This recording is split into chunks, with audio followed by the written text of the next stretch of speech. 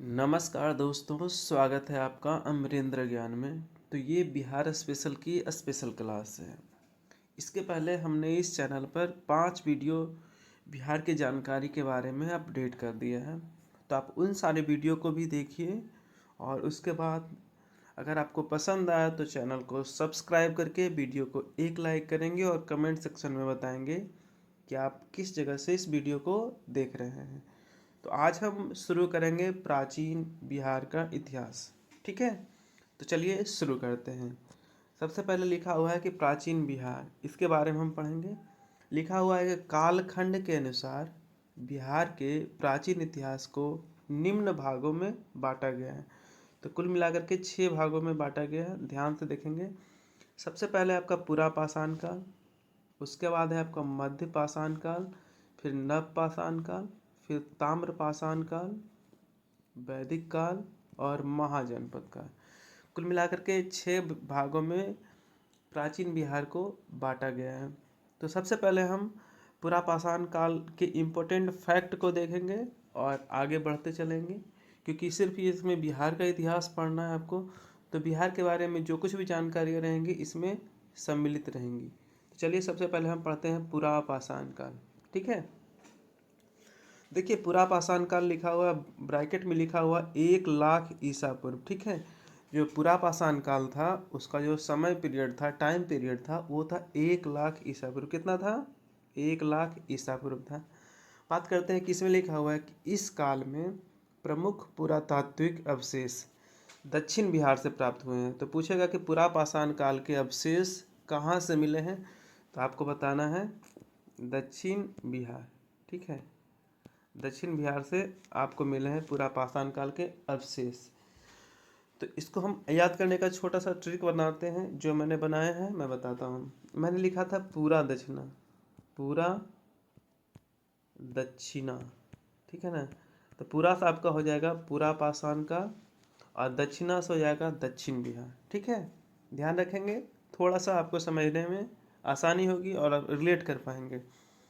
तो मैंने पहला लाइन लिखा कि इस काल में प्रमुख पुरातात्विक अवशेष मुख्यतः दक्षिण बिहार से प्राप्त हुए हैं, जिसमें पत्थर की कुल्हाड़ी, जो मिला पत्थर की कुल्हाड़ी था, चाकू था, खुरचनी था और खुरपी। 4 चीज़ें मेनली रूप से मिला है, पत्थर की कुल्हाड़ी, चाकू, खुरचनी और खुरपी मिला है। अभी ये दक्षिण बिहार में कहाँ कहाँ से मिले हैं इसके बारे में थोड़ी सी चर्चा करते हैं। तो यह मिला है पहले गया के जेठियन और पेमार घाटी में। गया में 2 घाटी है, एक का नाम जेठियन और दूसरा का नाम पेमार घाटी। तो पूछेगा पेमार घाटी किस जिले में है, तो आप बताएंगे गया जिले में। जेठियन घाटी किस जिले में है, तो आपको बताना है गया जिले में। उसके बाद है आपका मुंगेर के भीम बांध, पूछता है कभी कभी भीम बांध कहाँ है, तो आपको बताना होगा मुंगेर में। ऐसे ही भागलपुर का राजपोखर, भागलपुर का राजपोखर में भी पुरा पाषाण काल के अवशेष मिले हैं। तो राजपोखर कहाँ है, तो भागलपुर में है। ऐसे ही वाल्मीकि नगर कहाँ है, तो ये पश्चिमी चंपारण में है। और नालंदा का कुछ एरिया है जहाँ से हमें पुरा पाषाण काल के उपकरण मिले हैं, पुरातात्विक स्रोत मिले हैं। तो आप ये सारी चीज़ों को याद रखेंगे। सबसे पहले गया का जेठियन और पेमार घाटी, मुंगेर का भीम बांध, भागलपुर का राजपोखर, पश्चिम चंपारण का वाल्मीकि नगर और नालंदा का कुछ एरिया। ठीक है, इसके अतिरिक्त गया जिले में एक जगह है जिसका नाम है शेर घाटी। शेर घाटी से क्या मिला है, प्रागैतिहासिक मानव के चट्टानी आवेश। ठीक है, प्रागैतिहासिक मानव के चट्टानी आवास के 2 साक्ष्य मिला है। मतलब यहाँ से मिला है कि जो प्रागैतिहासिक काल में जो मानव रहते थे वो चट्टान के अंदर, गुफा के अंदर रहते थे। तो उसके 2 साक्ष्य मिले हैं, कहाँ से, गया जिले के शेर घाटी से। क्लियर हो गया होगा। अब बात करते हैं मध्य पाषाण काल की, चर्चा करते हैं। तो मध्य पाषाण, इसका टाइम पीरियड है आपका 1 लाख ईसा पूर्व से 40,000 ईसा पूर्व तक का है। 1 लाख ईसा पूर्व से 40,000 ईसा पूर्व तक इसका टाइम पीरियड है। और इसमें जो मिले हैं आपका विशेष रूप से मुंगेर जिला से मिला है। कहाँ से मिला है, मुंगेर जिला से मिला है। उसमें क्या मिला है, छोटे आकार के पत्थर निर्मित तेज हथियार एवं नोक वाले औजार। जो मध्य पाषाण काल था उसमें तेज धार वाले औजार मिले हैं, जिसमें पत्थर का निर्मित तेज हथियार और नोक वाले औजार मिले हैं मध्यपाषाण काल में। तो आपसे मध्यपाषाण काल में ज़्यादा जानकारी याद नहीं रखना है। मध्यपाषाण का समय पीरियड 1,00,000 ईसा पूर्व से 40,000 ईसा पूर्व। पूछेगा पूरा पाषाण काल का समय काल, तो आपको बताना है 1,00,000 ईसा पूर्व। ठीक है, अब बात करते हैं नव पाषाण काल की। तो नव पाषाण काल का जो समय पीरियड है वो आपका 2500 ईसा पूर्व से लेकर के 1500 ईसा पूर्व तक है। कब से कब है? 2500 ईसा पूर्व से लेकर के 1500 ईसा पूर्व तक है। ठीक है, अब इसमें कह रहा है कि इसमें जो साक्ष्य मिला है, इसके अंतर्गत जो पत्थर के जो औजार थे वो छोटे आकार के थे, सूक्ष्म औजार थे। क्या थे? सूक्ष्म औजार थे। और साथ ही साथ हड्डी का बना हुआ कुछ कुछ उपकरण था। क्या क्या था?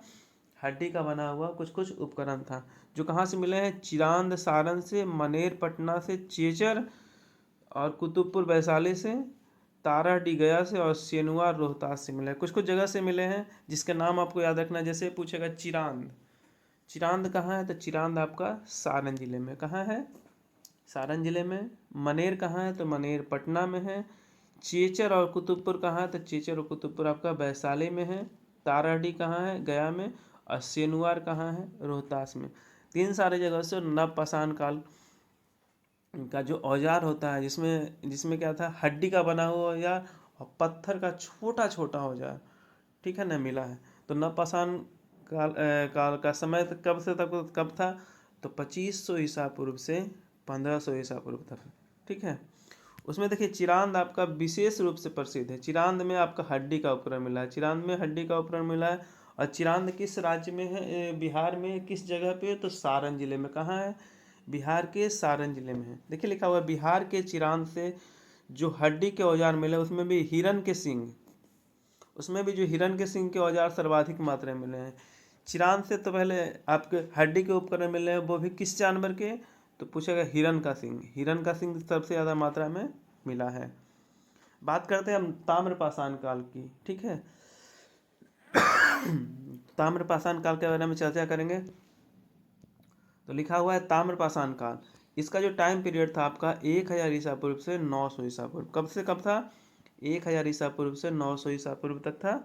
और इसके जो साक्ष्य मिले हैं वो कहाँ कहाँ से मिले हैं, पहले हम इसकी चर्चा करते हैं। तो इसका जो साक्ष्य मिला आपका, सबसे पहले चिरांद से मिला है, सोनपुर से मिला है, मनेर से मिला है, चेचर से मिला है, राजगीर से मिला है, ओरियम भागलपुर से मिला है। और इसमें जो मिला है, इसमें मिला है काला एवं लाल मृदभांड। मृदभांड मतलब जिसको हम लोग बोलते हैं हांडी, हांडी बोलते हैं, हांडी बोलते हैं। और ये काला और लाल रंग का मिला है, जिससे पता चलता है कि ये 1000 ईस्वी पूर्व से लेकर के 900 ईसा पूर्व तक का बीच है। ये कहाँ कहाँ से मिला है? चिरांद, चिरांद कहाँ है? सारण में है। सोनपुर वैशाली में है। मनेर पटना में है। चेचर कहाँ है? चेचर भी वैशाली में है। राजगीर कहाँ है? नालंदा में। और ओरियम कहाँ है? पूछेगा ओरियम कहाँ है? तो ओरियम आपको बताना है, ओरियम आपका भागलपुर में है। कहाँ है? ओरियम भागलपुर में है। ठीक है, ओरियम भागलपुर से मिला है। आगे बात करते हैं चिरांद तथा बक्सर से पूर्व उत्तरी काले चमकीले मृदभांड के प्रमाण मिले हैं। यहाँ से उत्तरी, यहाँ काले चमकीले भांड मृदभांड मिले हैं। कहाँ से? चिरांद और बक्सर से। चिरांद और बक्सर से कहाँ कौन से कलर के मिले हैं? काले रंग के, काले रंग के मिले हैं। चिरांद और बक्सर से काले रंग के मिले हैं। उसके बाद बात करते हैं कि जो ताम्रपाषाण काल था, इसमें क्या हुआ कि मानव ने गुफाओं से बाहर आकर कृषि कार्य और पशुपालन की शुरुआत करी। पूछेगा कि कृषि कार्य और पशुपालन की शुरुआत किस काल में की गई? तो आपको बताना है ताम्रपाषाण काल में। ताम्रपाषाण काल, अब पूछेगा आपसे कि ताम्रपाषाण काल का टाइम पीरियड कितना था? तो 1000 ईसा पूर्व से आपका 900 ईसा पूर्व, कितना? 900 BC तक था। इसके बाद बात करते हैं अब हम वैदिक काल की। तो देखिए वैदिक काल के बारे में बिहार से जो घटनाएं संबंधित है उसके बारे में हम चर्चा करेंगे। तो देखिए वैदिक लिखा हुआ है कि इस काल के अंतर्गत सर्वप्रथम शतपथ ब्राह्मण ग्रंथ में वर्तमान बिहार के भौगोलिक क्षेत्र का वर्णन मिलता है। पूछेगा कि बिहार के भौगोलिक क्षेत्र का वर्णन सबसे पहले किस में मिलता है? तो आपको बताना है शतपथ ब्राह्मण ग्रंथ में मिलता है। सबसे पहले बिहार के भौगोलिक क्षेत्र का वर्णन मिलता है। इसमें विदेह जो कि वर्तमान में तिरहुत क्षेत्र है, तिरहुत क्षेत्र के जनक को सम्राट बताया गया है। जो विदेह जो तिरहुत के क्षेत्र में आता है उसको बोला जाता है जनक। जनक को सम्राट बताया, उसका में राजा जनक उसके राजा थे। जनक को सम्राट बताया गया है। क्या बताया गया है? जनक को विदेह का राजा बनाया गया है, जनक को विदेह का सम्राट बताया गया है। और आगे बात करते हैं, इसके अतिरिक्त विदेह माधव तथा उनके पुरोहित गौतम राहुगन और सदा नीला के वर्तमान गंडक नदी की भी चर्चा की है। और इसमें विदेह माधव एक पुरोहित है जिनका नाम है विदेह माधव, और उनके पुरोहित गौतम राहुगन, उनके जो पुरोहित थे, पंडित थे, उनका नाम था गौतम राहुगन। और सदा नीरा नदी की चर्चा की गई। सदा नीरा नदी की चर्चा की गई। सदा नीरा का दूसरा नाम क्या है? अभी वर्तमान नाम गंडक नदी। गंडक नदी का दूसरा नाम पूछेगा, कभी कभी पूछता है गंडक नदी का दूसरा नाम क्या है, तो सदा नीरा। गंडक नदी का दूसरा नाम क्या है? अब पूछेगा विदेह माधव के पुरोहित कौन थे, तो उनका नाम था गौतम राहुगन। क्या नाम था? गौतम राहुगन। इसके बाद आगे बात करते हैं, इसके आगे चलते हैं कि शतपथ ब्राह्मण के अनुसार कह रहा है कि माधव विदेह को, शतपथ ब्राह्मण के अनुसार माधव विदेह को बिहार में आर्य संस्कृति का विस्तार करता माना जाता है। पूछेगा बिहार में आर्य संस्कृति का विस्तार करता किसको माना जाता है, तो माधव विदेह को माना जाता है। किसके अनुसार? तो शतपथ ब्राह्मण एक ग्रंथ था जिसके अनुसार से इनको माना जाता है बिहार में आर्य संस्कृति का विस्तार करता है। किनको माना जाता है? माधव विदेह को माना जाता है शतपथ ब्राह्मण ग्रंथ के अनुसार। उसका अर्थ कह रहा है कि सबसे पहले बिहार के विषय में जानकारी हमें किससे मिलती है, तो उसके लिए मिलती है हमको शतपथ ब्राह्मण ग्रंथ से। सबसे पहले हमें बिहार के बारे में जानकारी मिलती है। बात करते हैं विदेह के राजा जनक। विदेह के एक राजा थे जिनका नाम था राजा जनक, जिनके बारे में मैंने अभी चर्चा की कि उनका नाम सम्राट करके बुलाया जाता था। तो विदेह के राजा जनक के दरबार में शतपथ ब्राह्मण ग्रंथ के रचयिता कौन थे? याज्ञवल्क्य, और उनकी पत्नी का नाम मैत्रेयी रहती थी। पूछेगा आपसे शतपथ ब्राह्मण ग्रंथ के रचयिता याज्ञवल्क्य किसके दरबार में रहते थे, तो आपको बताना है राजा जनक के दरबार में रहते थे। किनके? राजा जनक में रहते थे, तो राजा जनक के दरबार में रहते थे। उनकी पत्नी का नाम क्या था, तो उनकी पत्नी का नाम था मैत्रेयी। क्या नाम था? मैत्रेयी। उसके बाद आगे बात करते हैं, इसके अंतर्गत लिखा गया कि बिहार के लिए ऋग्वेद में बिहार के लिए एक शब्द का उपयोग किया गया जिसका नाम है कीकर। ऋग्वेद में बिहार के लिए कौन सा शब्द? कीकर का इस्तेमाल किया गया है, जबकि प्रेमगंध को इसका शासक बताया गया। और उस समय के जो शासक था जिनका नाम था प्रेमगंध बताया गया। कीकर ऋग्वेद में बिहार के लिए कीकर शब्द का इस्तेमाल किया गया और प्रेमगंध को बिहार का शासक बताया गया है। इसके अतिरिक्त अथर्ववेद में अंग और मगध क्षेत्र का उल्लेख मिलता है। किसमें अंग और मगध क्षेत्र का उल्लेख मिलता है? अथर्ववेद में। किस वेद में? अथर्ववेद में मगध और अंग का चर्चा मिलता है, जबकि यजुर्वेद में विदेह राज का। और यजुर्वेद में किसको? यजुर्वेद में विदेह का चर्चा मिलता है। यजुर्वेद में विदेह का और अथर्ववेद में अंग और मगध का, जबकि ऋग्वेद में बिहार के लिए कीकर शब्द का इस्तेमाल किया है। और उस समय बिहार के राजा कौन थे, तो उनका प्रेम गंध उनका नाम था। आगे बात करते हैं, महर्षि वाल्मीकि द्वारा रचित वाल्मीकि रामायण में के अंतर्गत बक्सर क्षेत्र के लिए मलद और करुणा शब्द का उल्लेख किया गया है। जब महर्षि वाल्मीकि जो रामायण लिख रहे थे तो उस समय बक्सर क्षेत्र का जिक्र किया गया था और बक्सर के लिए एक शब्द का इस्तेमाल किया था, मलद और करुणा। क्या इस्तेमाल किया गया था? मलद और करुणा शब्द का उपयोग किया गया था। इसके अतिरिक्त इस क्षेत्र की राक्षसी ताड़का का वास भी क्षेत्र बताया गया है। इस क्षेत्र को में जो ताड़का राक्षसी था जिसका निवास स्थान बताया गया है बक्सर, मतलब बक्सर में ही ताड़का राक्षसी रहती थी। उसके लिए मलद और करुणा शब्द का इस्तेमाल किया गया है।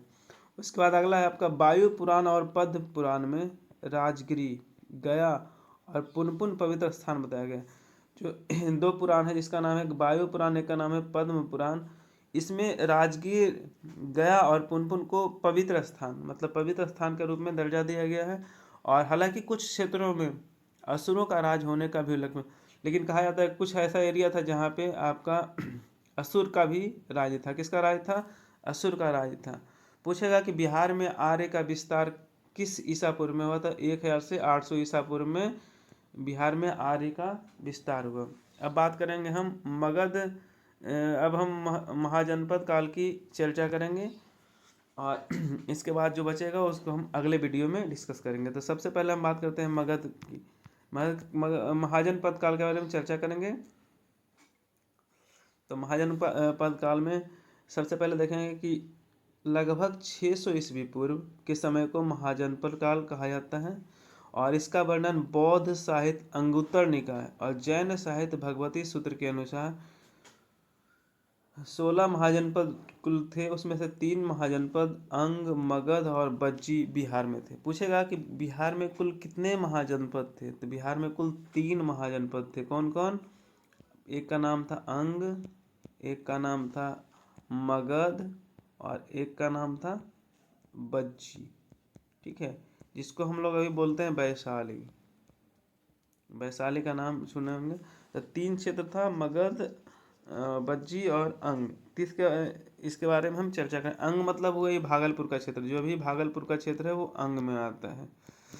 तो इसके बारे में चर्चा की गई थी। टोटल मिलाकर के 16 महाजनपद थे उस जिसका वर्णन 600 ईसा पूर्व में किया गया है। इसमें इसका वर्णन किस में किया गया है? तो बौद्ध साहित्य अंगुत्तर निकाय था और जैन साहित्य भगवती सूत्र में किया गया है। अब बात करते हैं अंग की।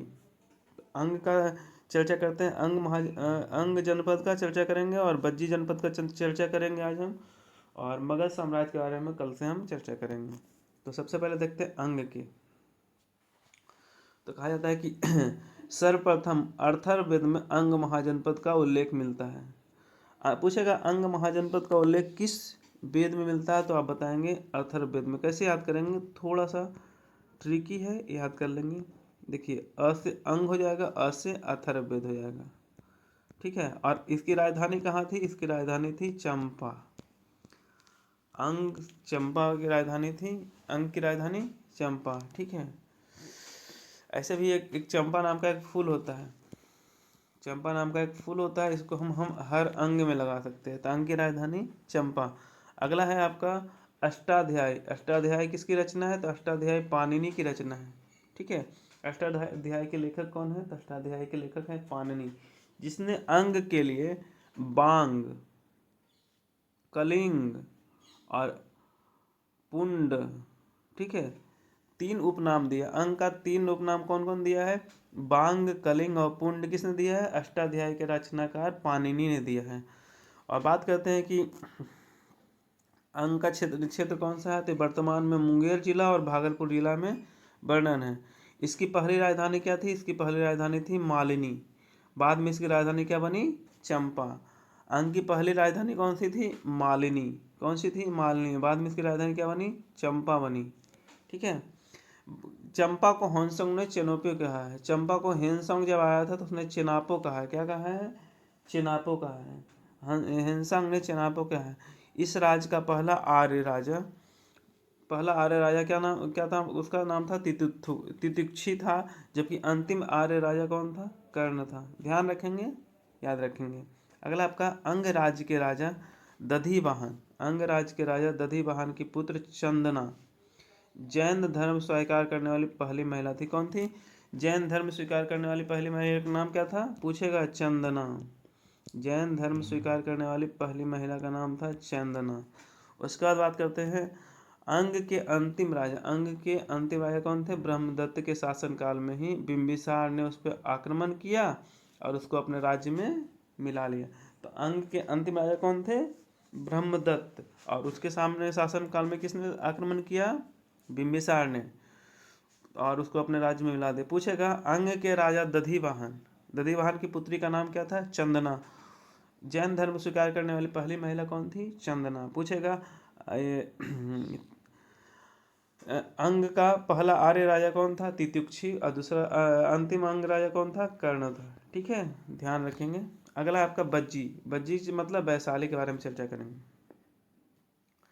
तो ये महाजनपद वर्तमान में बिहार के मुजफ्फरपुर, चंपारण, दरभंगा और सारण 4 जिलों में ये बज्जी संघ आपका फैला हुआ है। इसके अतिरिक्त इसकी सीमाएं नेपाल की तराई तक, नेपाल के आसपास की सीमाओं में ये इसका क्षेत्रफल फैला हुआ है। इसकी राजधानी है बज्जिका वैशाली। और ये इस महाजनपद का सबसे प्रमुख सदस्य लिच्छवी गणराज्य, लिच्छवी गणराज्य का संबंध किससे था? बज्जी जनपद काल से, बज्जी महासंघ से था। इसके बाद करते हैं कौटिल्य के पुस्तक अर्थशास्त्र में लिच्छवी के लिए राज्य शब्दोपजीवी संघ का इस्तेमाल किया गया है। राज्य शब्दोपजीवी, क्या नाम है? राज्य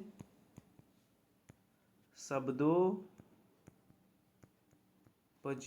राज्य शब्दोपजीवी किसके लिए? बज्जी संघ के लिए, बज्जी के लिए इस्तेमाल किया गया है। और किसमें?